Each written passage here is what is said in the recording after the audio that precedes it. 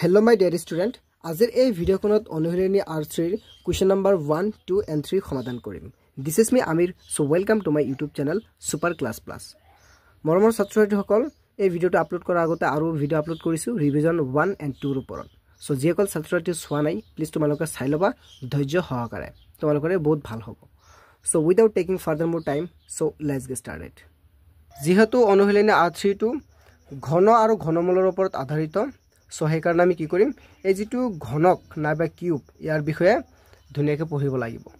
So ঘনক এটা গোটা আকৃতি হয় যাৰ নেকি পৰস্পৰ ছখন সৰ্বসম পিঠি থাকে। মানে মই ক'ব বিচাৰিছো এইটো এটা পিঠি, ইয়াত এটা পিঠি, ওপৰত আৰু তলত কেইটা হল দুটা, তাৰ পিছত ইয়াত এটা দুটা, চাৰিটা হল, হয় নহয়? 1 2 3 4 5 and 6 got it।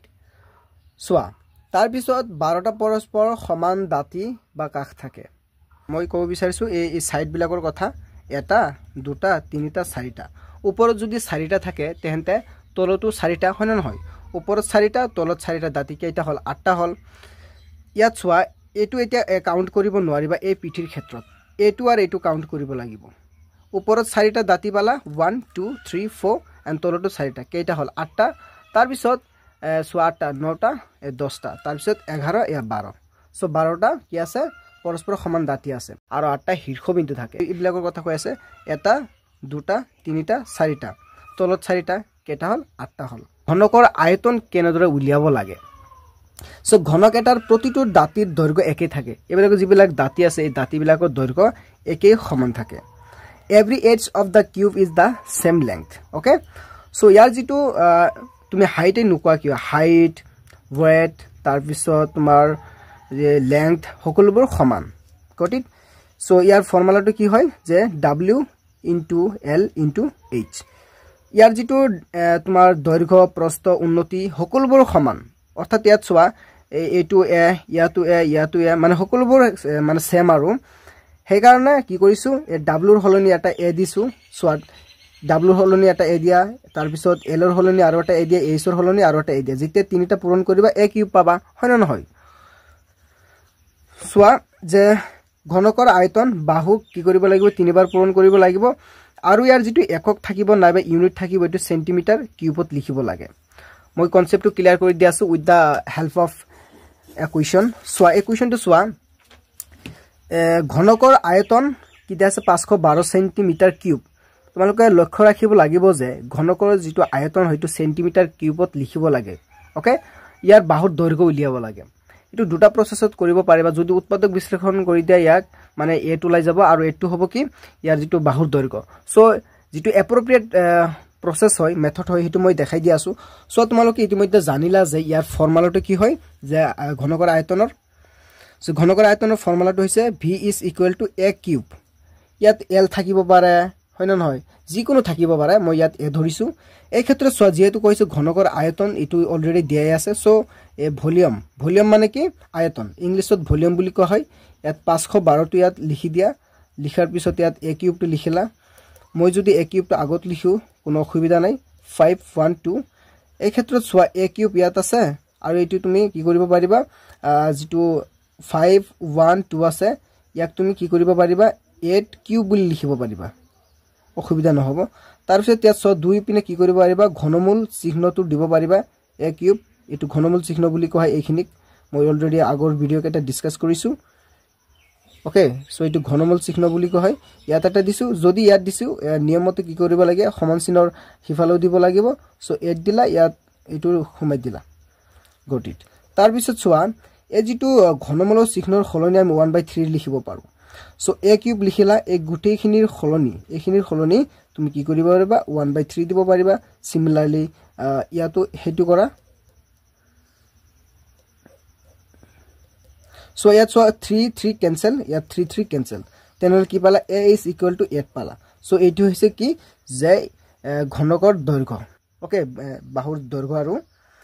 সো এনেদৰে উলিয়াব লাগে সো অংকসমূহ কৰাৰ আগতে এনালাইসিস কৰি পঢ়িব লাগে সো এই যেটো আমাৰ চেপ্টাৰ ইয়াত হৈছে কি ঘনক বুলি কৈছে কিউব বুলি কৈছে হয় না নহয় সো গতিকে আসলতে ঘনক মানে কি এইবিলাকৰ আমি কি কৰিব লাগে এটো আমি জানিব লাগে সো এক্সাৰসাইজ পঢ়াৰ আগতে অনুশীলনী পঢ়াৰ আগতে এট ফাৰ্স্ট তোমালোকে কি কৰিব লাগে ইন্ট্ৰোডাকশনাল পাৰ্টসমূহ পঢ়িব লাগে ইয়াৰ কনসেপ্টটো বুজিব লাগে ওকে সোৱা কোনো এটা সংখ্যাক সেই সংখ্যাটোৰে তিনিবাৰ পূৰণ কৰি পোৱা সংখ্যাটোক সেই সংখ্যাটোৰ ঘন সংখ্যা বুলি কোৱা হয় অৰ্থাৎ ধৰি লও যিকোনো এটা সংখ্যা মই এ ধৰি লৈছো এই এটোক যদি তিনিবাৰ পূৰণ কৰা হয় তেন্তে আমি কি লিখিব পাৰো a কিউব বুলি লিখিব পাৰো কিয় লিখিব পাৰো সোৱাচোন এই যেটো a আছে এই এৰ ওপৰত এটা এটাকে 1 1 কে পাৱাৰ আছে 1 1 1 এক এক কে পাৱাৰ আছে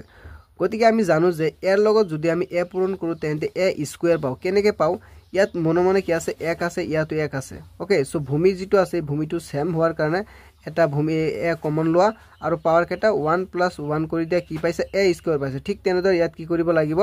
এ এটা কমন লব লাগিব কমন লোৱাৰ পিছত ইয়াত কেটা আছে 1 2 3 মানে 1 + 1 + 1 মানে কি a কিউব সো এনেদৰে পাইছা এটা সোৱা যেটো a কিউবক এৰ ঘন বুলি কোৱা হয় অৰ্থাৎ যেটো a কিউব আছে কাৰ ঘন a কিউবটো কৰ পৰা পালা এই a কিউব কৰাৰ পিছত হে পালা অৰ্থাৎ মই ক'ব বিচাৰিছো ধৰি লোৱা এই যেটো 3 যদি কিউব কৰা তেন্তে কি পাবা 27 পাবা ইয়াত 27 আৰু a কিউব দুইটা একে কথা মই এটো a কিউব আৰু এৰ ঘনৰ লগত এটো লগত মিলাই আছো আৰু সো গতিকে 3 ৰ ঘন হ'ব 27 সো এতিয়া সোৱা যদি কোনো এটা সংখ্যাৰ মৌলিক উৎপাদক বিশ্লেষণত প্ৰতিটো উৎপাদক তিনিবাৰ কৈ আহে তেন্তে সংখ্যাটোক এটা পূৰ্ণ ঘন বোলে বা ঘন হ'ব সো এটো পঢ়িলে তোমালোকৰ কনসেপ্টটো ক্লিয়াৰ হ'ব পাৰে সো 3 ৰ ঘন অৰ্থাৎ 3 ঘন কৰিলা মানে 3 কিউব কৰিলা 3 এটা আছে তাত আৰু দুটা 3 তুমি খুমাই দিলা অৰ্থাৎ এটা 3 আছে ধৰিলা এটা 3 আছে তাৰ লগত আৰু দুটা দিলা এটা দুটা তিনিটা মানে 3 3 গুণ 9 9 3 গুণ 27 অৰ্থাৎ ঘনটো কিমান পালা 27 গতিকে আকৌ 27 ৰ ঘন মূল মানে ই কৰ পৰা অৰিজিনেটেড হল কৰ পৰা জন্ম পালে 3 কিউব কৰা পিছত হে পালে হে কাৰণে 27 ৰ যেটো ঘন মূল যেটো খুঁটি এই খুঁটিটো হ'ব 3 আকৌ পাছৰ ঘন মানে 125 মানে ইয়া ঘন কৰাৰ পিছত 125 পাইছা আকৌ 125 ৰ যেটো মূল এটো কৰ পৰা পাইছা 5 কিউব কৰাৰ পিছত অৰ্থাৎ 5 ক কিউব কৰিলে মানে তিনিবাৰ পূৰণ কৰিলে অৰ্থাৎ মই ক'ব বিচাৰিছো 5 5 গুণ কিমান হ'ব 25 25 ৰ লগত আৰু 5 পূৰণ কৰা 5 5 গুণ 25 ৰ 5 2 থাকিল হাতত 5 2 গুণ 10 11 12 গটিত সো 125 পালা গতিকে সোৱা যেটো তোমালোকৰ 3 নম্বৰটো সোৱা যেটো এটো ৰুট ওভাৰ চিন দিয়ে ইয়াত যেটো কিউব থাকে ওকে এটো ঘন চিন বুলি কয় ঘনমূলৰ চিন বুলি কয় ধৰিলে ইয়াৰ ভিতৰত মই 27 টো খুমাই দিছো খুমাই এটো এটা মেচিনৰ দৰে কাম কৰি আছে এটা ফাংচনৰ দৰে কাম কৰিছে যে এটো কি হৈছে 27 ত এনেকুৱা কি ঘনটো ৰাখিলে ঘনমূলটো ৰাখিলে ইয়াৰ আনসাৰটো 3 হয় কেনেকৈ হয় সোৱাচোন ইয়াত যেটো 27 কেনেদৰে লিখিব পাৰি 3 কিউব বুলি লিখিব পাৰি হয় না নহয় আকৌ ইয়াত এটা কিউব আছে এতিয়া সোৱা আমি ৰুট ওভাৰৰ খলনি আমি কি লিখিব পাৰি কোৱাচোন 1/2 লিখিব পাৰি অৰ্থাৎ মই ক'ব বিচাৰিছো সোৱা মই তোমালোকক দেখাই দি আছো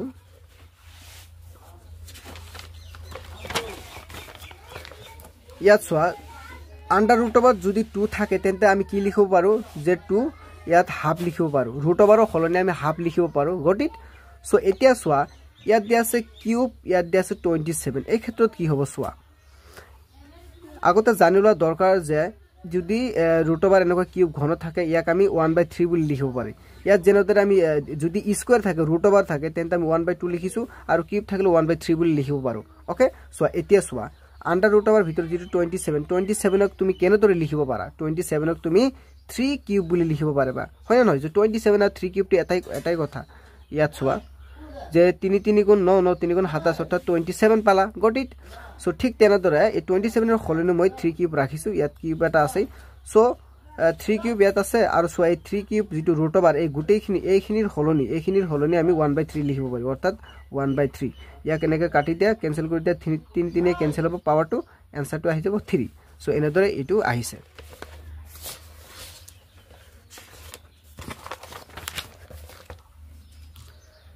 সো এনেদৰে এটো আহিছে তিনিটো আহিছে ঠিক তেনেদৰে ইয়াত সোৱা যেটো 125 ক আমি কি দৰে লিখিব পাৰি 5 কিউব বুলি লিখিব পাৰি ইয়াত কিউব আছে গতিকে 5 কিউবটো ৰাখা আৰু যেটো ঘন চিন আছে ঘন চিনৰ খলনি 1/3 লিখিব পাৰি সো 3 3 কেনসেল যাব আনসাৰটো ওলাব 5 সো 5 এতিয়া কথা হ'ল যে এইবোৰ কনসেপ্ট আমি কিয় পঢ়াই আছো ইয়াৰ কাৰণটো হৈছে যে যেতিয়া তোমালোকে এমসিকিউ পঢ়িবা বা এমসিকিউ সলভ কৰিবা সেই ক্ষেত্ৰত এইবোৰ কনসেপ্ট লাগিব ইন্ট্ৰোডাকশনাল পাৰ্ট কেটা ধুনিয়াকে পঢ়িলেহে ইয়াৰ এক্সাৰসাইজ কৰাত বহুত সুবিধা হৈ পৰে মই মানে প্লিজ কৰিব বিচাৰো অনুৰোধ কৰো যে তোমালোকে কি কৰিবা এক্সাৰসাইজ কৰাৰ আগতে ইয়াৰ ইন্ট্ৰোডাকশনাল পাৰ্টখিনি ধুনিয়াকে পঢ়ি লবা গটিত এটা চোৱা যদি a কিউব থাকে তেন্তে 27 হয় তেন্তে যেটো 27 এর ঘনমূল কি হ'ব এটো যেটো ঘনমূলৰ চিহ্ন আছিল ঘনমূল কিমান হ'ব 3 হ'ব b cube is equal to a হয় তেন্তে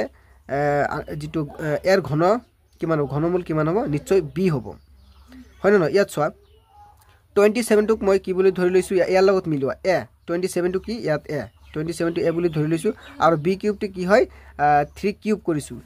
এতিয়া 27 এর ঘনমূল বুলি কি কম এই যেটো অকল এইখিনি আছে এইখিনি এটো ঘনমূল হৈ পৰিল ঠিক তেনেদৰে ইয়াৰ ঘনমূল হ'ব এইখিনি অকলই এটো ট্ৰিক্স হিচাপে মই তোমালোকক দি আছো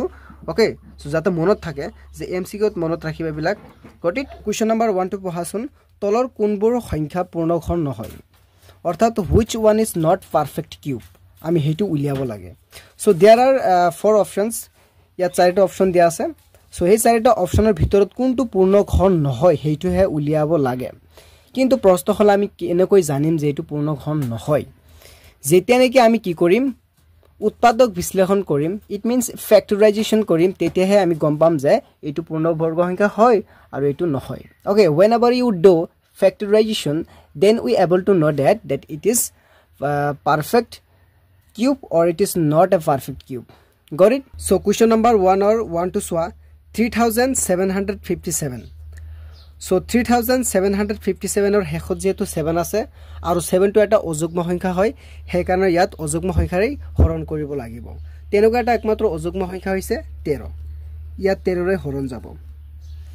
ইয়াত 3 ৰে না যাব 5 ৰে না যাব 7 ৰে না যাব কিয় না যাব সোৱা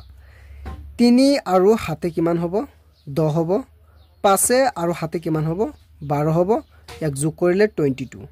আৰু যেটো 22 টো পালা এটো 3 এৰ হৰণ নিশ্চয় না যাব 7 এৰও না যাব 5 এৰও না যাব হয় না নহয় কিন্তু সোৱা এই যেটো 13 টো আছে 13 টো আছে এই 13 টো ইয়াত কমপ্লিটলি হৰণ যাব ওকে সো কেইবাৰ যাব সোৱা 13 ৰে ইয়াত সব গুটেখিনি তো একেবাৰে দিব নোৱাৰো হে কাৰণে প্ৰথমে মই এই দুটা সংখ্যাক মই কি কৰিছো সিলেক্ট কৰিছো এই সংখ্যাটোক সিলেক্ট কৰিছো 37 সো এই 37 ত 13 কেইবাৰ যাব নিশ্চয় দুবাৰ যাব অৰ্থাৎ 13 ৰ লগত যদি 2 পূৰণ কৰা তেহেতে কি পাবা 26 পাবা 26 পাবা গট ইট এতিয়া সোৱা 26 হল আৰু কিমান বেছি হল 37 তো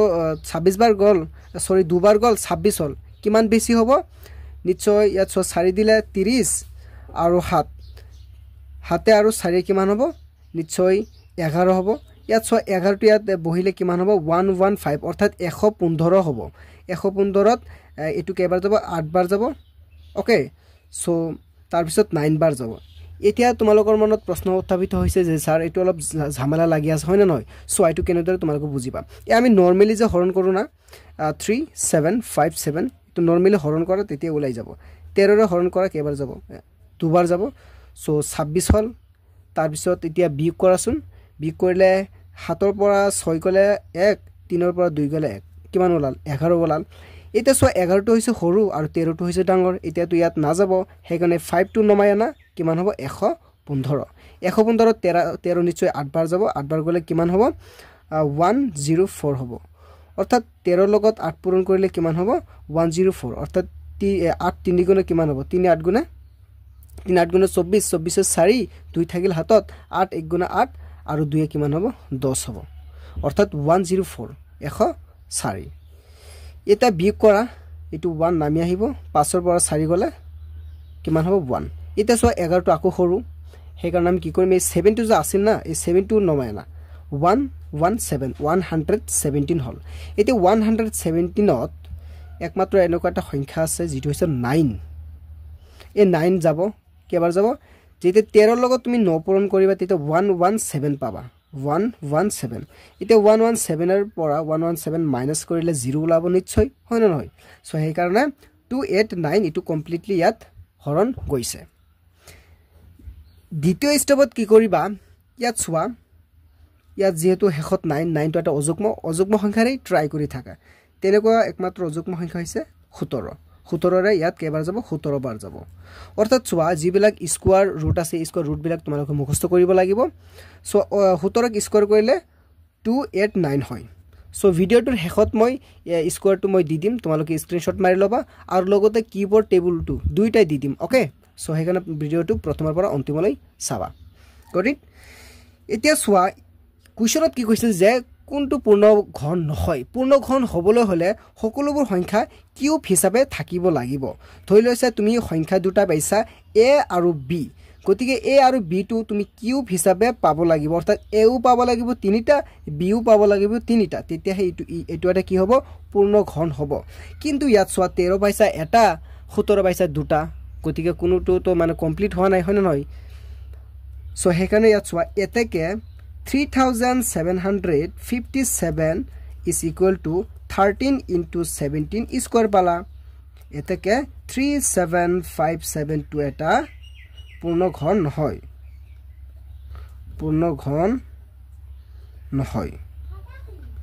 got it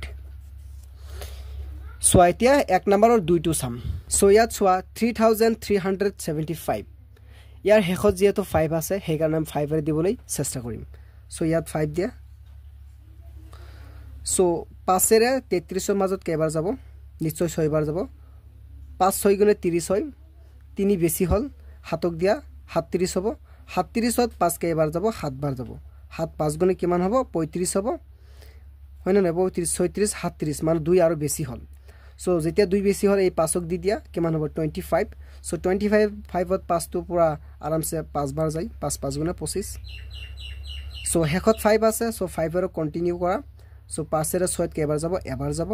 এক বেছি হল 17ক দিয়া হয় না 7ক দিয়া 17 হ'ব 17ত কেইবাৰ যাব নিশ্চয় 3 বাৰ 3 5 গুণে কিমান হ'ব 15 বা 5 3 গুণে 15 হয় না 15 16 17 2 বেছি হল 5ক দিয়া 25 সো 25ত 5 5 বাৰ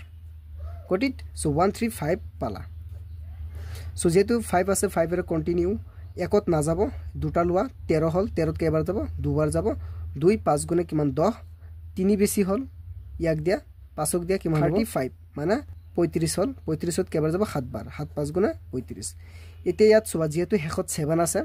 হয় নহয় 7 টো এটা অযুগ্ম সো অযুগ্ম সংখ্যাৰে ট্ৰাই কৰা 3 ৰে ট্ৰাই কৰা সো 3 ৰে কেইবাৰ যাব 9 বাৰ 3 9 গুণে 27 3 ৰে কেইবাৰ যাব 3 বাৰ যাব ইয়াত সব পূৰ্ণ ঘনৰ কন্ডিশনটো কি আছিল পূৰ্ণ ঘনৰ কন্ডিশনটো আছিল যে যেটো নেকি তুমি এটা অংক পাবা এই অংকটো 3 বাৰ পাব লাগিব 3 বাৰৰ এটা গ্ৰুপ হ'ব লাগিব সোৱা 5 5 5 এই তিনিটা মিলি এটা গ্ৰুপ এই তিনিটা মিলি আৰু এটা গ্ৰুপ সো হেই কাৰণে এটো এটা পূৰ্ণ ঘন হ'ব অৰ্থাৎ 3375 is equal to 5 cube into 3 cube এতেকে 3375 5 2 পূৰ্ণ ঘন হয় got it so next সোৱা 3 নম্বৰটো কি আছে 333332 3332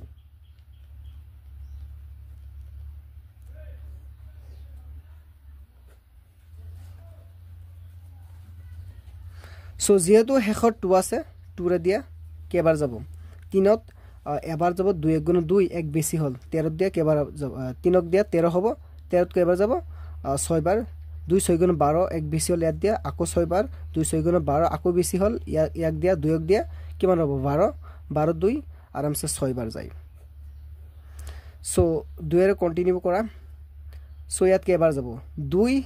8 গুণ 16 হয় 2 8 গুণ 16 হয় নহয় বঢ়িয়া তাৰ পিছত 6ত কেবাৰ যাব 3 বাৰ 2 3 গুণ 6 2 3 গুণ 6 এতিয়া লক্ষ্য কৰা যে হেখত কি আছে 3 আছে আৰু 3 টো এটা অযুগ্ম সংখ্যা সো দ্যাটস ওয়াই অযুগ্ম সংখ্যাৰে আমি কি কৰিম ট্ৰাই কৰিম গট ইট সো 7 8ৰ মাজত কেবাৰ যাব নিশ্চয় এবাৰ যাব হয় নহয় এক বেছি হল এক দিয়া 13 হল 13ত 7 কেবাৰ যাব এবাৰ যাব হয় নহয় তাৰ পিছত কিমান বেছি হ'ব 6 বেছি হ'ব হয় নহয়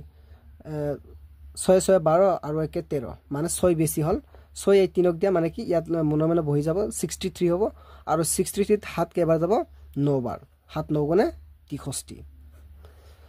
সো ইয়াত 7 এৰ আকৌ ট্ৰাই কৰা 7 এৰ ইয়াত কেইবাৰ যায় ইয়াত সো 11 এই দুটা মিলি 11 1 1 মিলি দুটা মিলি কি 11 11 ত কেইবাৰ যাব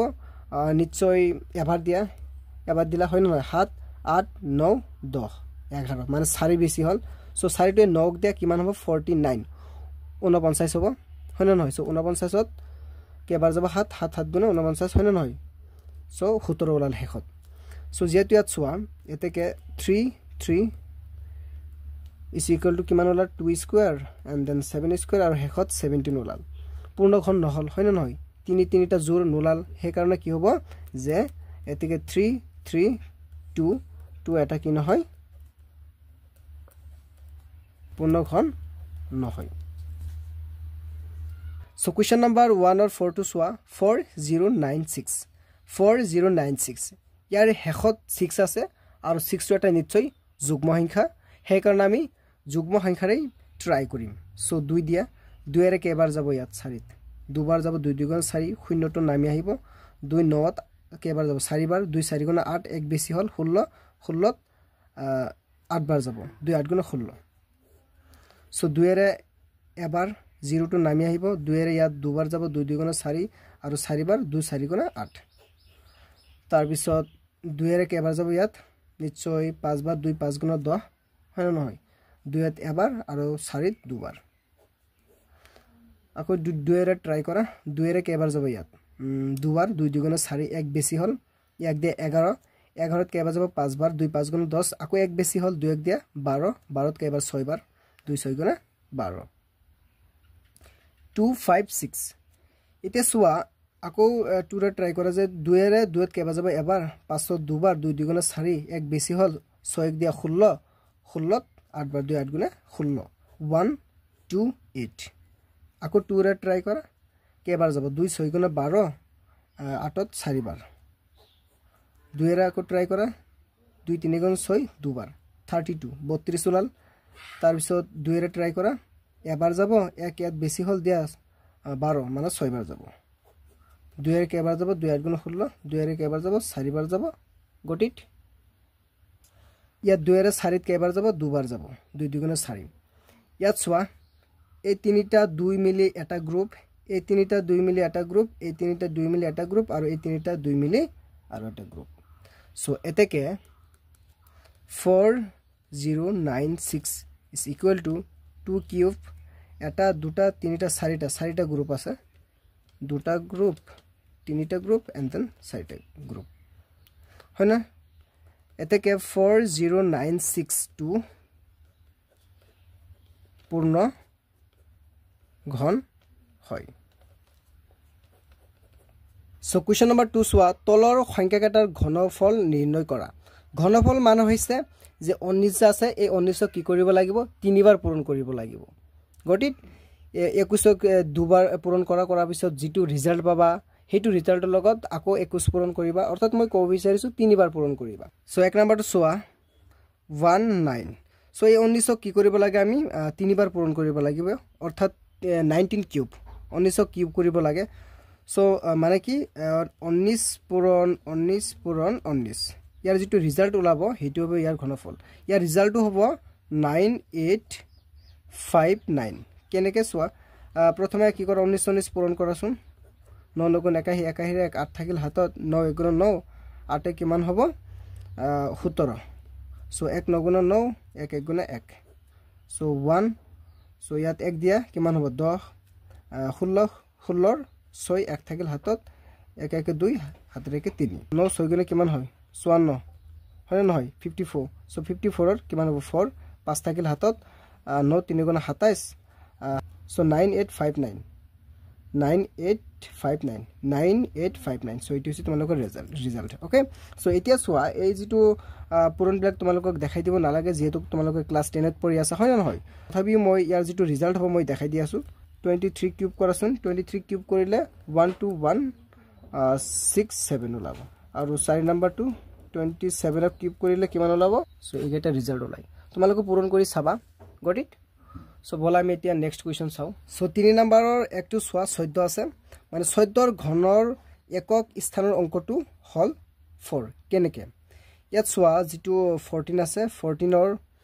হেখত কি আছে 4 আছে সো 4 কি কৰিব লাগে তিনিবাৰ পূৰণ কৰিব লাগিব 3 টাইমছ 4 4 গুণ 16 হয় নহয় সো 16 লগত এই 4টো আকৌ পূৰণ কৰা 16 লগত 4 পূৰণ কৰিলে 4 6 গুণ 24 হয় নহয় 24ৰ 4 হেখত কিমান ওলাল 4 ওলাল সো এইটো হৈছে ইয়াৰ আনসাৰ সো 3 নম্বৰৰ দুইটো সোৱা 18 আছে সো 18ৰ ঘনৰ একক স্থানৰ অংকটো হল 2 কেনেকে সো 18 আছে হেকত 8 সো 8 পূৰণ কৰাচোন 8 8 গুণ কিমান হ'ব 66 হয় নহয় সো এই 66ৰ লগত 8টো পূৰণ কৰা সো এই হেকৰ সংখ্যাৰ প্ৰতি ধ্যান দিব লাগিব 4 8 গুণ কিমান হ'ব 32 সো হেকত 2 ওলাল সো এইটো হ'ব ইয়াৰ answer got it and next সোৱা 3 নম্বৰৰ 3টো যে 13ৰ ঘনৰ একক স্থানৰ অংকটো হল 7 সো হেকত 3 আছে 3 3 গুণ কিমান হ'ব 9 9 3 গুণ কিমান হ'ব 27 27 27ৰ হেকত কি আছে 7 আছে সো 3ৰ 4টো সোৱা 27 ইয়াৰ আনসাৰটো হ'ব 3 ইয়াত সোৱা এইটো হৈছে তোমালোকৰ স্কয়াৰ টেবল 1 ৰ পৰা 40 টা লৈ দিছো ইয়াত সো এটো তোমালোক ধুনিয়াকে মুখস্থ কৰিব লাগিব গট ইট সো এটো স্ক্ৰিনশট মাৰি লোৱা যিদৰে আমি কি কৰিছিলো যেটো ৰিভিজন 2 1 এইবিলাক সমাধান কৰাৰ সময়ত বিশেষকে ৰিভিজন 2 R2 এটো সমাধান কৰাৰ সময়ত আমি কি কৰিছিলো স্কয়াৰস মুখস্থ কৰিছিলো 1 স্কয়াৰ 1 2 স্কয়াৰ 4 3 স্কয়াৰ 9 হেন নহয় সো এনেদৰে পঢ়িছিলো বাট ইন দিস কেস তোমালোকে কি কৰিব লাগিব ঘন মানে কিউব 1 ৰ পৰা 30 টালৈ মুখস্থ কৰিবা সো একক কিউব কৰিলে কিমান পাবা 1 3টা পূৰণ কৰা 1 * 1 মানে কি 1 হ'ব আকৌ 2 ক 3 বাৰ পূৰণ কৰা কিমান হ'ব